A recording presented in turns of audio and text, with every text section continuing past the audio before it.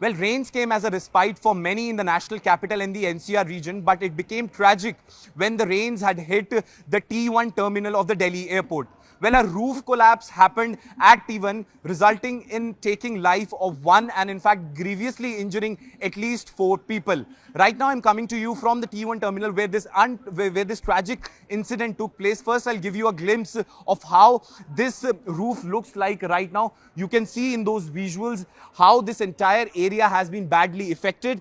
The Minister of Civil Aviation visited the spot and had announced 20 lakhs of ex gratia for the deceased and in fact for 3 lakhs rupees for the injured in this very matter. Well, the minister also maintains that an investigation will be done. In fact, who was responsible for this very incident will be taken into account for. Well, the national capital is continuously reeling under the rains, and in fact, perhaps that was not a very heavy rain. That was a pre-monsoon shower which the national capital had actually received. Meanwhile, a lot of politics is also playing out where the opposition is blaming the government for not maintaining the airports properly, though an allegation came from the opposition talking about how this airport was actually, this particular terminal was actually inaugurated by Prime Minister way back in March this year, but the Civil Aviation Minister has actually clarified that this terminal was inaugurated back in 2009 and in fact which was approximately 14 years back which was inaugurated. But as of now, the big question remains,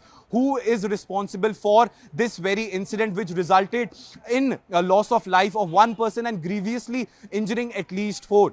Well, the rains have stopped in the national capital, but the condition at this very airport and this very terminal remains to be grim. Well, all the arrivals and departures have been suspended as of now. No flights are taking off from this place or no flights are being landed at the T1 airport. All the traffic from the T1 has been diverted either to T2 or to the T3 terminal.